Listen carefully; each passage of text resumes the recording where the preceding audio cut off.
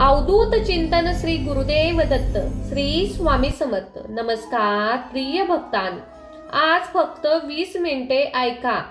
तुम्हाला तुमच्या आयुष्यात कोणत्याही गोष्टीची कमतरता भासणार नाही.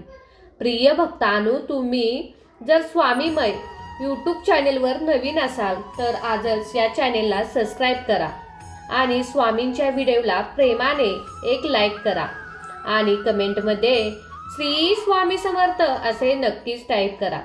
मंत्र ऐकल्याने तुमचे जीवन पूर्णपणे बदलू शकते आणि तुमच्या आयुष्यातील अंधार निघून जाईल.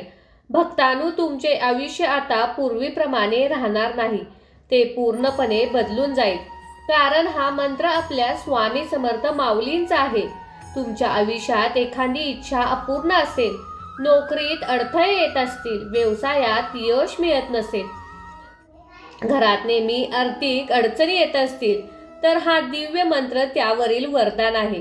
भक्तांनो, तुम्हाला आयुष्यामध्ये कोणतेही यश मिळवायचे असेल, आजपर्यंत तुमच्या कोणत्याच इच्छा पूर्ण झाल्या नसतील, तुम्ही ज्याप्रमाणे नोकरीसाठी प्रयत्न करत असाल किंवा व्यवसायात मोठे यश प्राप्त होत नसेल, तर आज तुम्ही या अद्भुत प्रभावी मंत्र ऐकला पाहिजेत. जो कोणी या मंत्राला मनापासून ऐकतो त्याच्या जीवनात अचानक धनलाभ होतो, संपत्ती येते, कर्जमुक्ती होते, रखडलेली कामे पूर्ण होतात.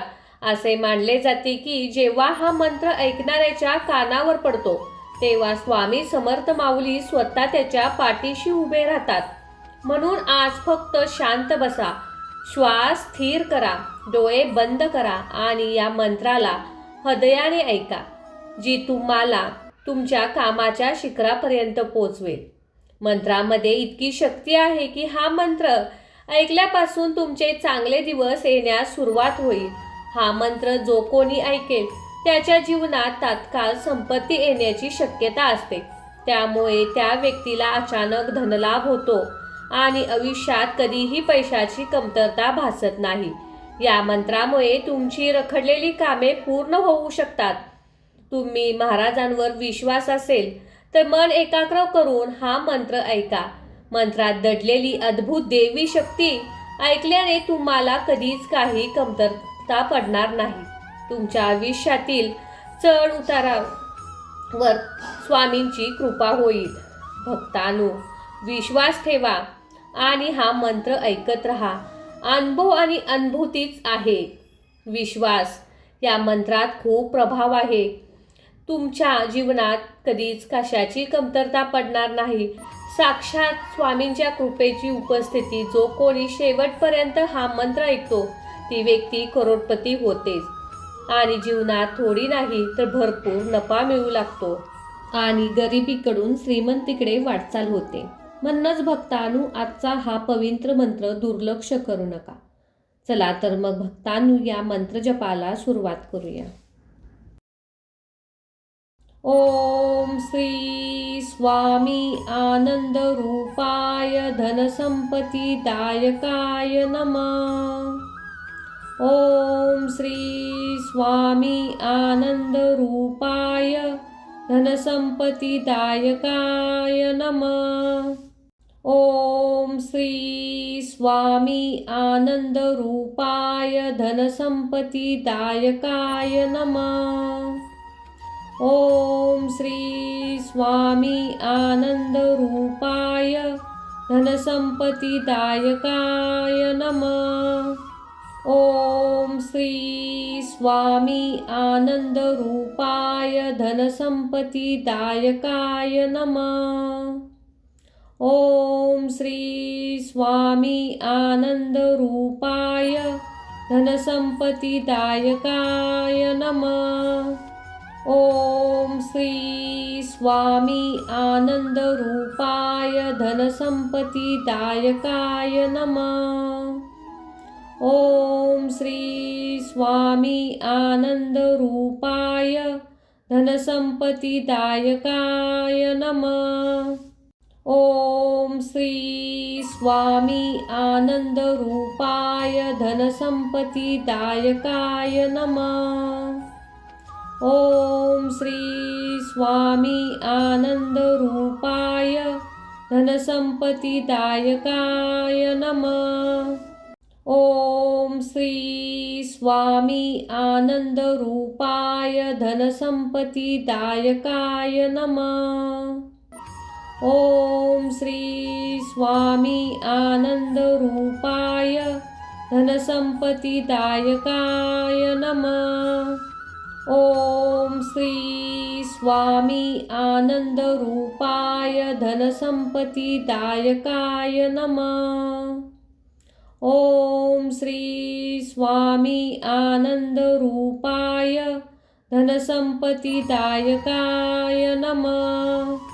ओम श्री स्वामी आनंदरूपाय धनसंपत्तिदायकाय नमः।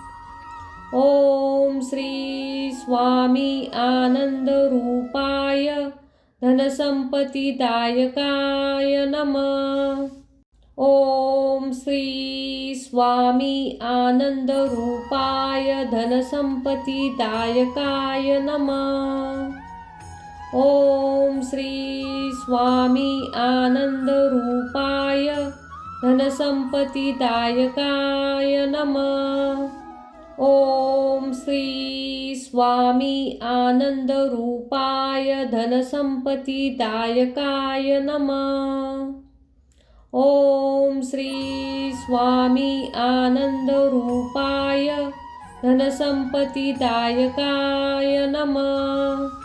ओम श्री स्वामी आनंदरूपाय धनसंपत्तिदायकाय नमः। ओम श्री स्वामी आनंदरूपाय धनसंपत्तिदायकाय नमः। ओम श्री स्वामी आनंदरूपाय धनसंपत्तिदायकाय नमः। ओम श्री स्वामी आनंदरूपाय धनसंपत्तिदायकाय नमः। ओम श्री स्वामी आनंदरूपाय धनसंपत्तिदायकाय नमः। ओम श्री स्वामी आनंदरूपाय धनसंपत्तिदायकाय नमः। ओम श्री स्वामी आनंदरूपाय धनसंपत्तिदायकाय नमः। ओम श्री स्वामी आनंदरूपाय धनसंपत्तिदायकाय नमः। ओम श्री स्वामी आनंदरूपाय धनसंपत्तिदायकाय नमः। ओम श्री स्वामी आनंदरूपाय धनसंपत्तिदायकाय नमः। ओम श्री स्वामी आनंदरूपाय धनसंपत्तिदायकाय नमः। ओम श्री स्वामी आनंदरूपाय धनसंपत्तिदायकाय नमः। ओम श्री स्वामी आनंदरूपाय धनसंपत्तिदायकाय नमः। ओम श्री स्वामी आनंदरूपाय धनसंपत्तिदायकाय नमः। ओम श्री स्वामी आनंदरूपाय धनसंपत्तिदायकाय नमः। ओम श्री स्वामी आनंदरूपाय धनसंपत्तिदायकाय नमः। ओम श्री स्वामी आनंदरूपाय धनसंपत्तिदायकाय नमः। ओम श्री स्वामी आनंदरूपाय धनसंपत्तिदायकाय नमः। ओम श्री स्वामी आनंदरूपाय धनसंपत्तिदायकाय नमः। ओम श्री स्वामी आनंदरूपाय धनसंपत्तिदायकाय नमः। ओम श्री स्वामी आनंदरूपाय धनसंपत्तिदायकाय नमः। ओम श्री स्वामी आनंदरूपाय धनसंपत्तिदायकाय नमः। ओम श्री स्वामी आनंदरूपाय धनसंपत्तिदायकाय नमः। ओम श्री स्वामी आनंदरूपाय धनसंपत्तिदायकाय नमः। ओम श्री स्वामी आनंदरूपाय धनसंपत्तिदायकाय नमः। ओम श्री स्वामी आनंदरूपाय धनसंपत्तिदायकाय नमः। ओम श्री स्वामी आनंदरूपाय धनसंपत्तिदायकाय नमः। ओम श्री स्वामी आनंदरूपाय धनसंपत्तिदायकाय नमः। ओम श्री स्वामी आनंदरूपाय धनसंपत्तिदायकाय नमः। ओम श्री स्वामी आनंदरूपाय धनसंपत्तिदायकाय नमः। ओम श्री स्वामी आनंदरूपाय धनसंपत्तिदायकाय नमः। ओम श्री स्वामी आनंदरूपाय धनसंपत्तिदायकाय नमः। ओम श्री स्वामी आनंदरूपाय धनसंपत्तिदायकाय नमः। ओम श्री स्वामी आनंदरूपाय धनसंपत्तिदायकाय नमः। ओम श्री स्वामी आनंदरूपाय धनसंपत्तिदायकाय नमः। ओम श्री स्वामी आनंदरूपाय धनसंपत्तिदायकाय नमः। ओम श्री स्वामी आनंदरूपाय धनसंपत्तिदायकाय नमः। ओम श्री स्वामी आनंदरूपाय धनसंपत्तिदायकाय नमः। ओम श्री स्वामी आनंदरूपाय धनसंपत्तिदायकाय नमः। ओम श्री स्वामी आनंदरूपाय धनसंपत्तिदायकाय नमः। ओम श्री स्वामी आनंदरूपाय धनसंपत्तिदायकाय नमः। ओम श्री स्वामी आनंदरूपाय धनसंपत्तिदायकाय नमः। ओम श्री स्वामी आनंदरूपाय धनसंपत्तिदायकाय नमः। ओम श्री स्वामी आनंदरूपाय धनसंपत्तिदायकाय नमः। ओम श्री स्वामी आनंदरूपाय धनसंपत्तिदायकाय नमः। ओम श्री स्वामी आनंदरूपाय धनसंपत्तिदायकाय नमः। ओम श्री स्वामी आनंदरूपाय धनसंपत्तिदायकाय नमः। ओम श्री स्वामी आनंदरूपाय धनसंपत्तिदायकाय नमः। ओम श्री स्वामी आनंदरूपाय धनसंपत्तिदायकाय नमः। ओम श्री स्वामी आनंदरूपाय धनसंपत्तिदायकाय नमः। ओम श्री स्वामी आनंदरूपाय धनसंपत्तिदायकाय नमः। ओम श्री स्वामी आनंदरूपाय धनसंपत्तिदायकाय नमः। ओम श्री स्वामी आनंदरूपाय धनसंपत्तिदायकाय नमः। ओम श्री स्वामी आनंदरूपाय धनसंपत्तिदायकाय नमः। ओम श्री स्वामी आनंदरूपाय धनसंपत्तिदायकाय नमः। ओम श्री स्वामी आनंदरूपाय धनसंपत्तिदायकाय नमः। ओम श्री स्वामी आनंदरूपाय धनसंपत्तिदायकाय नमः।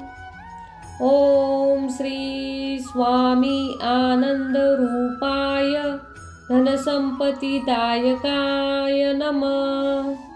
ओम श्री स्वामी आनंदरूपाय धनसंपत्तिदायकाय नमः।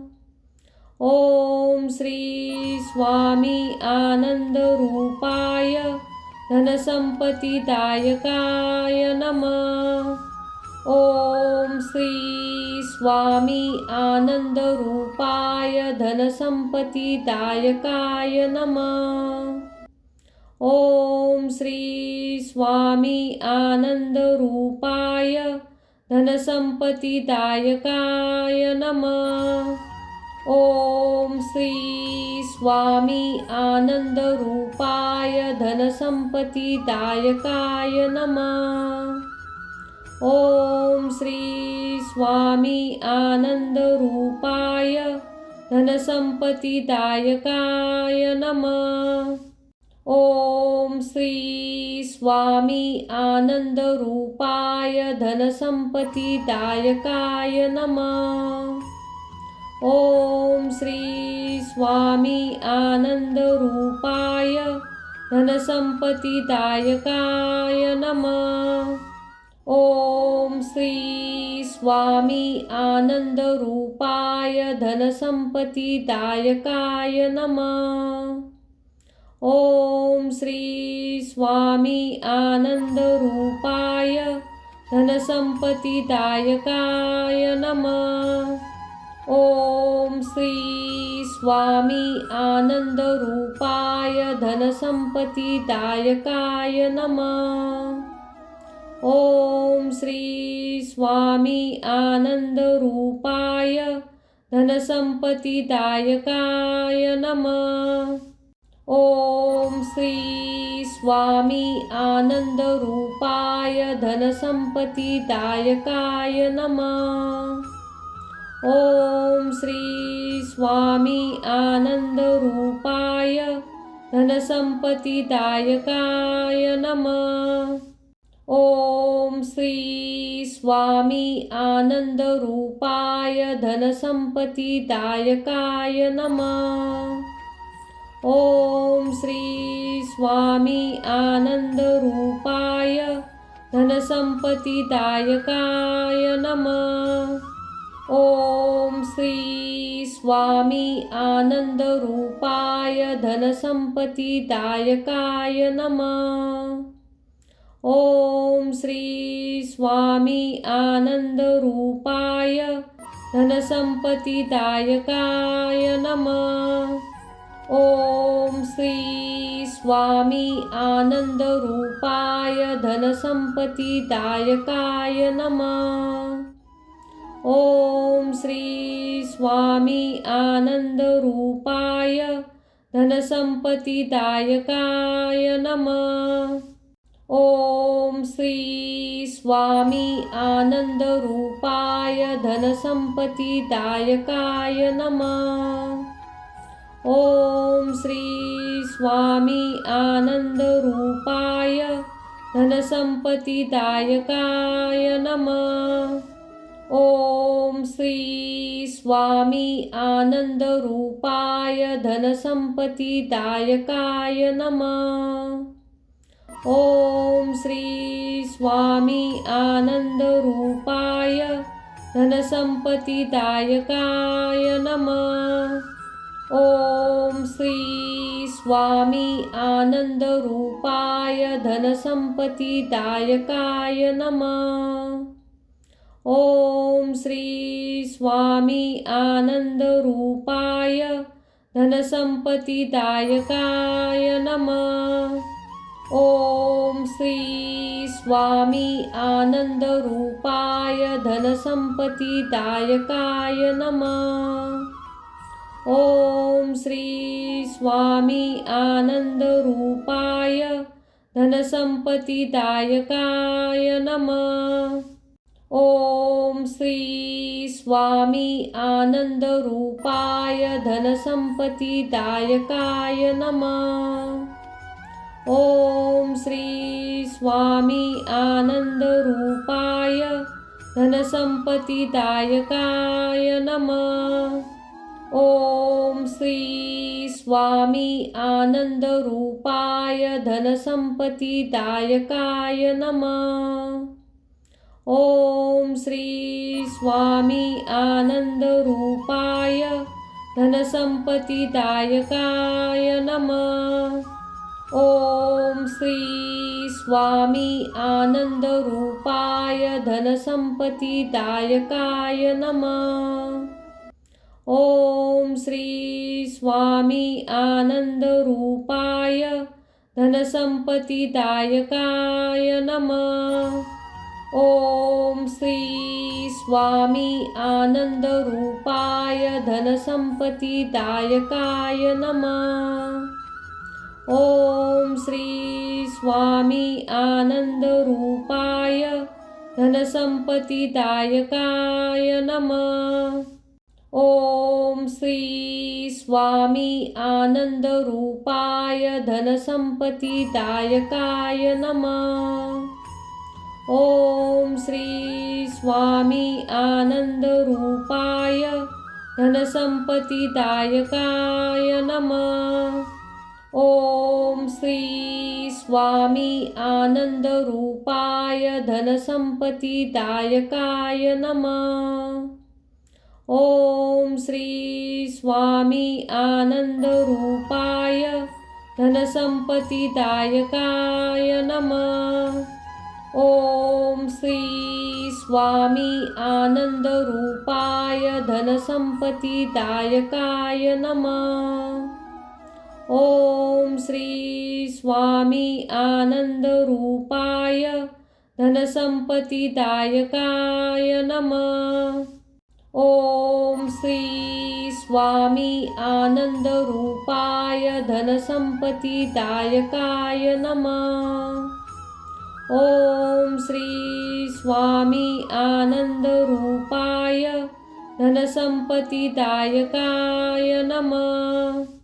ओम श्री स्वामी आनंदरूपाय धनसंपत्तिदायकाय नमः। ओम श्री स्वामी आनंदरूपाय धनसंपत्तिदायकाय नमः।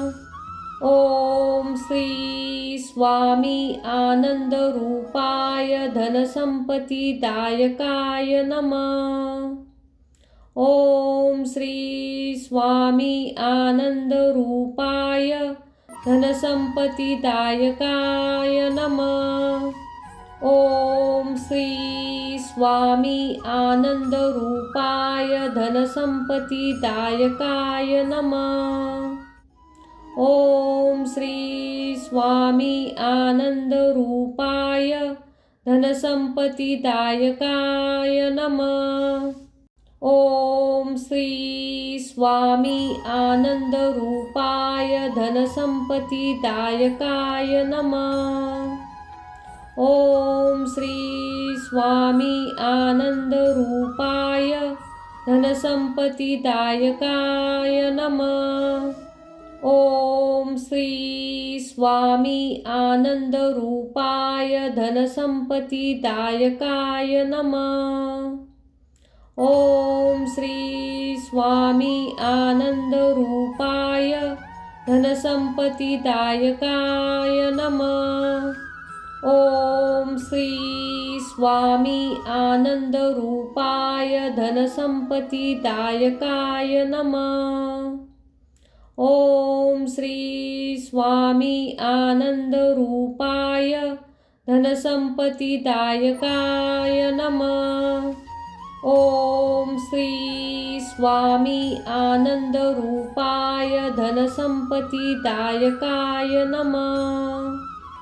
ओम श्री स्वामी आनंदरूपाय धनसंपत्तिदायकाय नमः। ओम श्री स्वामी आनंदरूपाय धनसंपत्तिदायकाय नमः। ओम श्री स्वामी आनंदरूपाय धनसंपत्तिदायकाय नमः। ओम श्री स्वामी आनंदरूपाय धनसंपत्तिदायकाय नमः। ओम श्री स्वामी आनंदरूपाय धनसंपत्तिदायकाय नमः। ओम श्री स्वामी आनंदरूपाय धनसंपत्तिदायकाय नमः। ओम श्री स्वामी आनंदरूपाय धनसंपत्तिदायकाय नमः।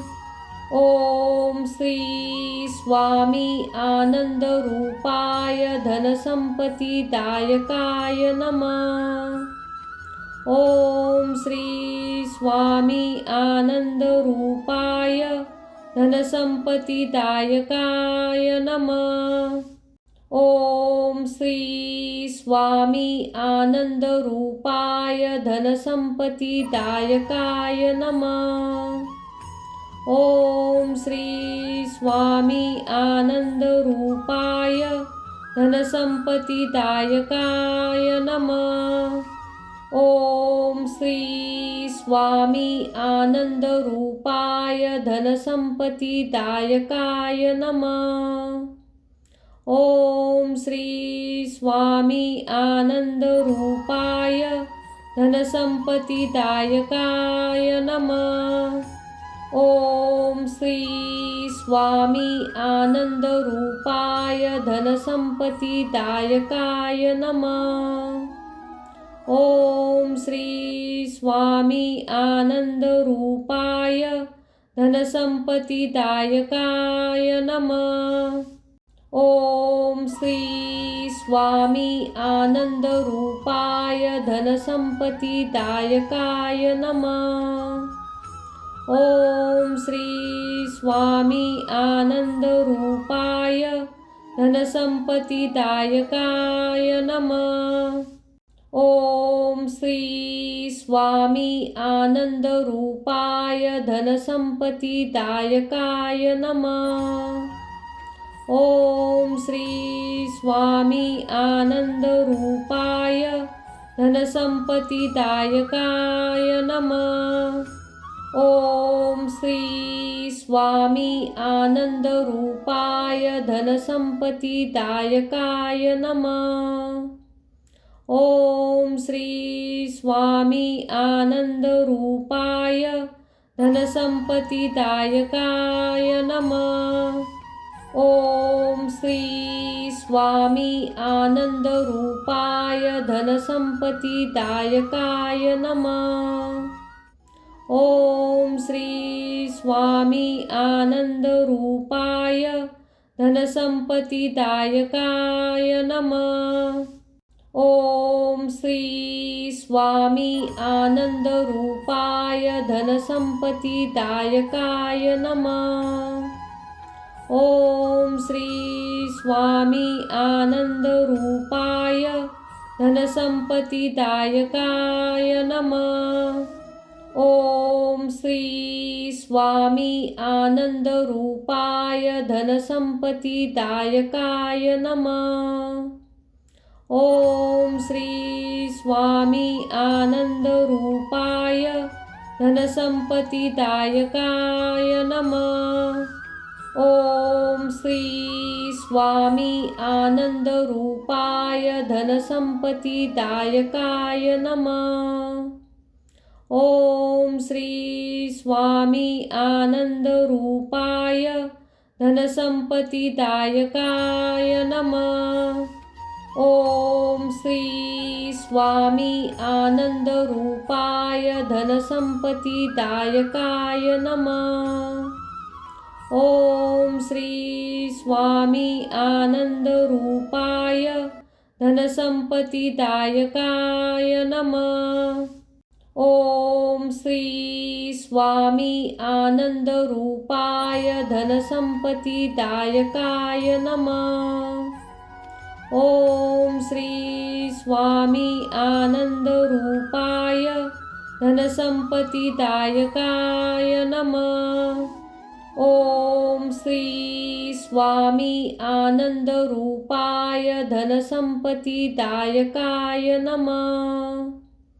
ओम श्री स्वामी आनंदरूपाय धनसंपत्तिदायकाय नमः। ओम श्री स्वामी आनंदरूपाय धनसंपत्तिदायकाय नमः। ओम श्री स्वामी आनंदरूपाय धनसंपत्तिदायकाय नमः। ओम श्री स्वामी आनंदरूपाय धनसंपत्तिदायकाय नमः। ओम श्री स्वामी आनंदरूपाय धनसंपत्तिदायकाय नमः। ओम श्री स्वामी आनंदरूपाय धनसंपत्तिदायकाय नमः। ओम श्री स्वामी आनंदरूपाय धनसंपत्तिदायकाय नमः। ओम श्री स्वामी आनंदरूपाय धनसंपत्तिदायकाय नमः। ओम श्री स्वामी आनंदरूपाय धनसंपत्तिदायकाय नमः।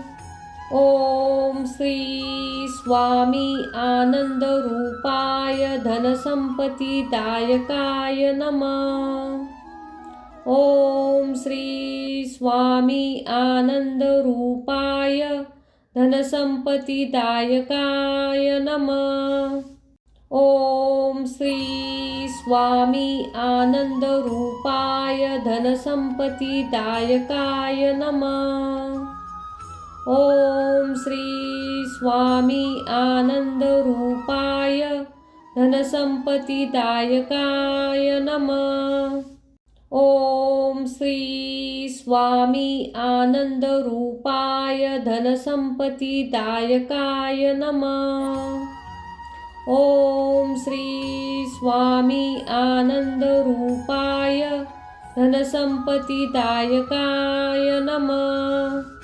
ओम श्री स्वामी आनंदरूपाय धनसंपत्तिदायकाय नमः।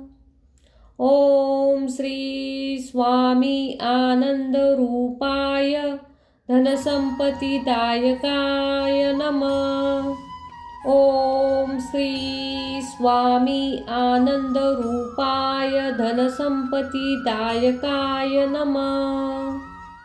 ओम श्री स्वामी आनंदरूपाय धनसंपत्तिदायकाय नमः। ओम श्री स्वामी आनंदरूपाय धनसंपत्तिदायकाय नमः। ओम श्री स्वामी आनंदरूपाय धनसंपत्तिदायकाय नमः। ओम श्री स्वामी आनंदरूपाय धनसंपत्तिदायकाय नमः। ओम श्री स्वामी आनंदरूपाय धनसंपत्तिदायकाय नमः। ओम श्री स्वामी आनंदरूपाय धनसंपत्तिदायकाय नमः। ओम श्री स्वामी आनंदरूपाय धनसंपत्तिदायकाय नमः। ओम श्री स्वामी आनंदरूपाय धनसंपत्तिदायकाय नमः। ओम श्री स्वामी आनंदरूपाय धनसंपत्तिदायकाय नमः। ओम श्री स्वामी आनंदरूपाय धनसंपत्तिदायकाय नमः। ओम श्री स्वामी आनंदरूपाय धनसंपत्तिदायकाय नमः। ओम श्री स्वामी आनंदरूपाय धनसंपत्तिदायकाय नमः। ओम श्री स्वामी आनंदरूपाय धनसंपत्तिदायकाय नमः। ओम श्री स्वामी आनंदरूपाय धनसंपत्तिदायकाय नमः। ओम श्री स्वामी आनंदरूपाय धनसंपत्तिदायकाय नमः। ओम श्री स्वामी आनंदरूपाय धनसंपत्तिदायकाय नमः। ओम श्री स्वामी आनंदरूपाय धनसंपत्तिदायकाय नमः। ओम श्री स्वामी आनंदरूपाय धनसंपत्तिदायकाय नमः। ओम श्री स्वामी आनंदरूपाय धनसंपत्तिदायकाय नमः। ओम श्री स्वामी आनंदरूपाय धनसंपत्तिदायकाय नमः। ओम श्री स्वामी आनंदरूपाय धनसंपत्तिदायकाय नमः। ओम श्री स्वामी आनंदरूपाय धनसंपत्तिदायकाय नमः। ओम श्री स्वामी आनंदरूपाय धनसंपत्तिदायकाय नमः। ओम श्री स्वामी आनंदरूपाय धनसंपत्तिदायकाय नमः। ओम श्री स्वामी आनंदरूपाय धनसंपत्तिदायकाय नमः। ओम श्री स्वामी आनंदरूपाय धनसंपत्तिदायकाय नमः। ओम श्री स्वामी आनंदरूपाय धनसंपत्तिदायकाय नमः। ओम श्री स्वामी आनंदरूपाय धनसंपत्तिदायकाय नमः। ओम श्री स्वामी आनंदरूपाय धनसंपत्तिदायकाय नमः।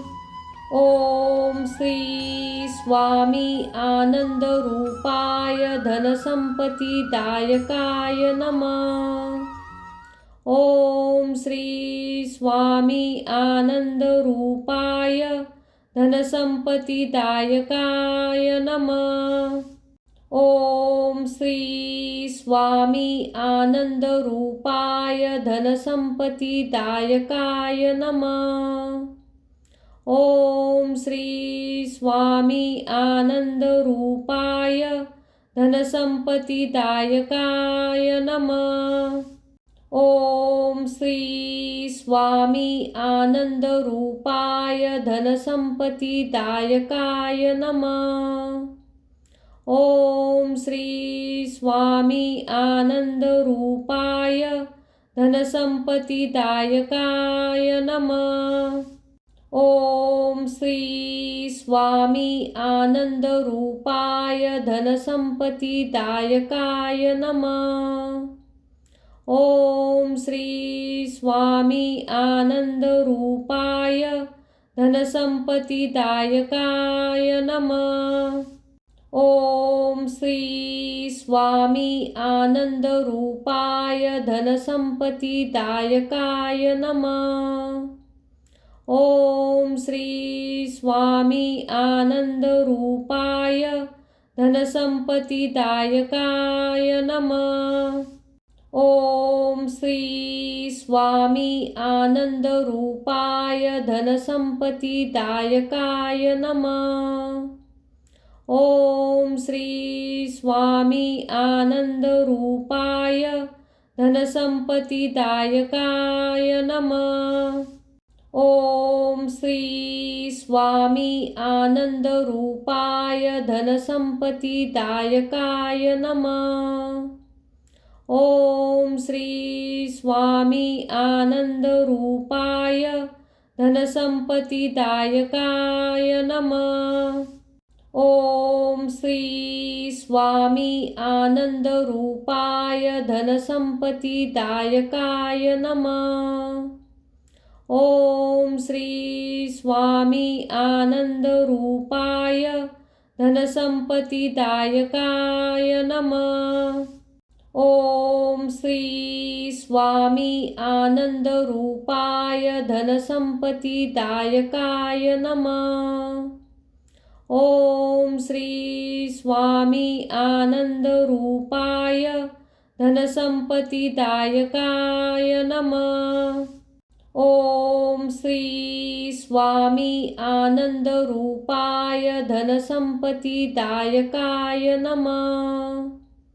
ओम श्री स्वामी आनंदरूपाय धनसंपत्तिदायकाय नमः। ओम श्री स्वामी आनंदरूपाय धनसंपत्तिदायकाय नमः। ओम श्री स्वामी आनंदरूपाय धनसंपत्तिदायकाय नमः। ओम श्री स्वामी आनंदरूपाय धनसंपत्तिदायकाय नमः। ओम श्री स्वामी आनंदरूपाय धनसंपत्तिदायकाय नमः। ओम श्री स्वामी आनंदरूपाय धनसंपत्तिदायकाय नमः। ओम श्री स्वामी आनंदरूपाय धनसंपत्तिदायकाय नमः। ओम श्री स्वामी आनंदरूपाय धनसंपत्तिदायकाय नमः। ओम श्री स्वामी आनंदरूपाय धनसंपत्तिदायकाय नमः। ओम श्री स्वामी आनंदरूपाय धनसंपत्तिदायकाय नमः। ओम श्री स्वामी आनंदरूपाय धनसंपत्तिदायकाय नमः। ओम श्री स्वामी आनंदरूपाय धनसंपत्तिदायकाय नमः। ओम श्री स्वामी आनंदरूपाय धनसंपत्तिदायकाय नमः। ओम श्री स्वामी आनंदरूपाय धनसंपत्तिदायकाय नमः। ओम श्री स्वामी आनंदरूपाय धनसंपत्तिदायकाय नमः। ओम श्री स्वामी आनंदरूपाय धनसंपत्तिदायकाय नमः। ओम श्री स्वामी आनंदरूपाय धनसंपत्तिदायकाय नमः। ओम श्री स्वामी आनंदरूपाय धनसंपत्तिदायकाय नमः। ओम श्री स्वामी आनंदरूपाय धनसंपत्तिदायकाय नमः। ओम श्री स्वामी आनंदरूपाय धनसंपत्तिदायकाय नमः। ओम श्री स्वामी आनंदरूपाय धनसंपत्तिदायकाय नमः। ओम श्री स्वामी आनंदरूपाय धनसंपत्तिदायकाय नमः। ओम श्री स्वामी आनंदरूपाय धनसंपत्तिदायकाय नमः। ओम श्री स्वामी आनंदरूपाय धनसंपत्तिदायकाय नमः। ओम श्री स्वामी आनंदरूपाय धनसंपत्तिदायकाय नमः। ओम श्री स्वामी आनंदरूपाय धनसंपत्तिदायकाय नमः। ओम श्री स्वामी आनंदरूपाय धनसंपत्तिदायकाय नमः। ओम श्री स्वामी आनंदरूपाय धनसंपत्तिदायकाय नमः। ओम श्री स्वामी आनंदरूपाय धनसंपत्तिदायकाय नमः। ओम श्री स्वामी आनंदरूपाय धनसंपत्तिदायकाय नमः। ओम श्री स्वामी आनंदरूपाय धनसंपत्तिदायकाय नमः। ओम श्री स्वामी आनंदरूपाय धनसंपत्तिदायकाय नमः। ओम श्री स्वामी आनंदरूपाय धनसंपत्तिदायकाय नमः। ओम श्री स्वामी आनंदरूपाय धनसंपत्तिदायकाय नमः। ओम श्री स्वामी आनंदरूपाय धनसंपत्तिदायकाय नमः। ओम श्री स्वामी आनंदरूपाय धनसंपत्तिदायकाय नमः। ओम श्री स्वामी आनंदरूपाय धनसंपत्तिदायकाय नमः। ओम श्री स्वामी आनंदरूपाय धनसंपत्तिदायकाय नमः। ओम श्री स्वामी आनंदरूपाय धनसंपत्तिदायकाय नमः। ओम श्री स्वामी आनंदरूपाय धनसंपत्तिदायकाय नमः। ओम श्री स्वामी आनंदरूपाय धनसंपत्तिदायकाय नमः। ओम श्री स्वामी आनंदरूपाय धनसंपत्तिदायकाय नमः। ओम श्री स्वामी आनंदरूपाय धनसंपत्तिदायकाय नमः। ओम श्री स्वामी आनंदरूपाय धनसंपत्तिदायकाय नमः। ओम श्री स्वामी आनंदरूपाय धनसंपत्तिदायकाय नमः। ओम श्री स्वामी आनंदरूपाय धनसंपत्तिदायकाय नमः। ओम श्री स्वामी आनंदरूपाय धनसंपत्तिदायकाय नमः। ओम श्री स्वामी आनंदरूपाय धनसंपत्तिदायकाय नमः। ओम श्री स्वामी आनंदरूपाय धनसंपत्तिदायकाय नमः। ओम श्री स्वामी आनंदरूपाय धनसंपत्तिदायकाय नमः। ओम श्री स्वामी आनंदरूपाय धनसंपत्तिदायकाय नमः। ओम श्री स्वामी आनंदरूपाय धनसंपत्तिदायकाय नमः। ओम श्री स्वामी आनंदरूपाय धनसंपत्तिदायकाय नमः। ओम श्री स्वामी आनंदरूपाय धनसंपत्तिदायकाय नमः। ओम श्री स्वामी आनंदरूपाय धनसंपत्तिदायकाय नमः। ओम श्री स्वामी आनंदरूपाय धनसंपत्तिदायकाय नमः। ओम श्री स्वामी आनंदरूपाय धनसंपत्तिदायकाय नमः। ओम श्री स्वामी आनंदरूपाय धनसंपत्तिदायकाय नमः। ओम श्री स्वामी आनंदरूपाय धनसंपत्तिदायकाय नमः। ओम श्री स्वामी आनंदरूपाय धनसंपत्तिदायकाय नमः।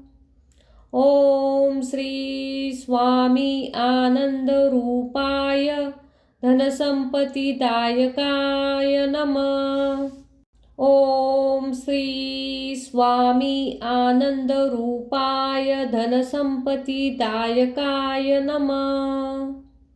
ओम श्री स्वामी आनंदरूपाय धनसंपत्तिदायकाय नमः। ओम श्री स्वामी आनंदरूपाय धनसंपत्तिदायकाय नमः। ओम श्री स्वामी आनंदरूपाय धनसंपत्तिदायकाय नमः। ओम श्री स्वामी आनंदरूपाय धनसंपत्तिदायकाय नमः। ओम श्री स्वामी आनंदरूपाय धनसंपत्तिदायकाय नमः। ओम श्री स्वामी आनंदरूपाय धनसंपत्तिदायकाय नमः। ओम श्री स्वामी आनंदरूपाय धनसंपत्तिदायकाय नमः। ओम श्री स्वामी आनंदरूपाय धनसंपत्तिदायकाय नमः। ओम श्री स्वामी आनंदरूपाय धनसंपत्तिदायकाय नमः।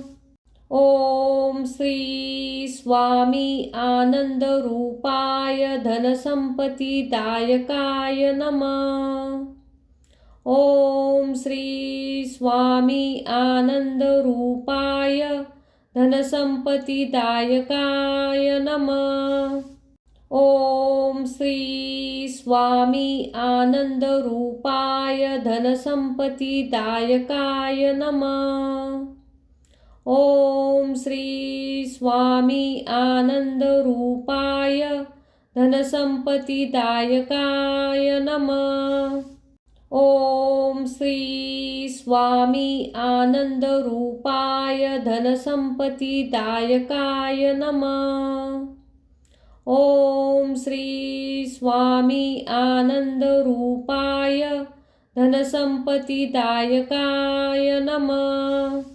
ओम श्री स्वामी आनंदरूपाय धनसंपत्तिदायकाय नमः।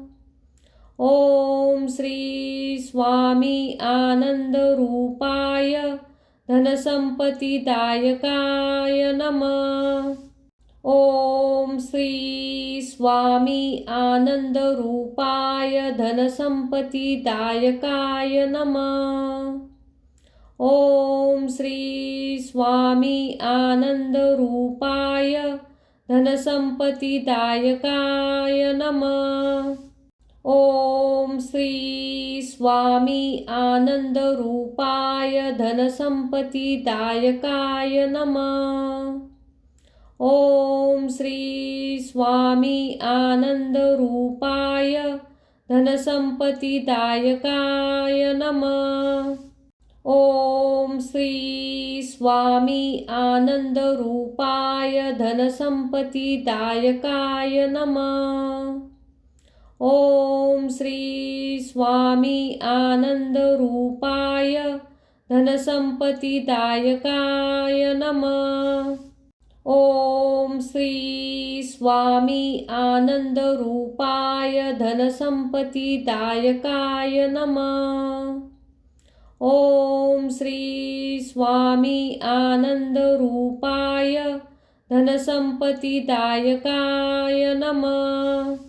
ओम श्री स्वामी आनंदरूपाय धनसंपत्तिदायकाय नमः। ओम श्री स्वामी आनंदरूपाय धनसंपत्तिदायकाय नमः। ओम श्री स्वामी आनंदरूपाय धनसंपत्तिदायकाय नमः। ओम श्री स्वामी आनंदरूपाय धनसंपत्तिदायकाय नमः। ओम श्री स्वामी आनंदरूपाय धनसंपत्तिदायकाय नमः। ओम श्री स्वामी आनंदरूपाय धनसंपत्तिदायकाय नमः। ओम श्री स्वामी आनंदरूपाय धनसंपत्तिदायकाय नमः। ओम श्री स्वामी आनंदरूपाय धनसंपत्तिदायकाय नमः। ओम श्री स्वामी आनंदरूपाय धनसंपत्तिदायकाय नमः। ओम श्री स्वामी आनंदरूपाय धनसंपत्तिदायकाय नमः। ओम श्री स्वामी आनंदरूपाय धनसंपत्तिदायकाय नमः। ओम श्री स्वामी आनंदरूपाय धनसंपत्तिदायकाय